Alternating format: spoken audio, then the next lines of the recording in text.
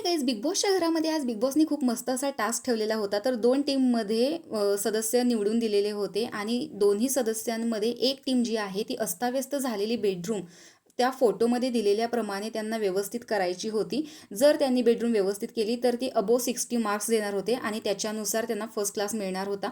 तर याच्यामध्ये 2 टीम होत्या. एका टीममध्ये सोनाली होती तर दुसऱ्या टीममध्ये विशाल कोटियन होता.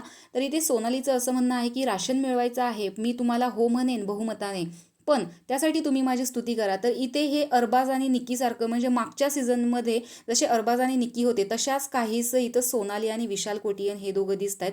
म्हणजे हे फ्लर्टिंग टाईप यांचं पहिल्या दिवसापासूनच सुरू झालेलं आहे.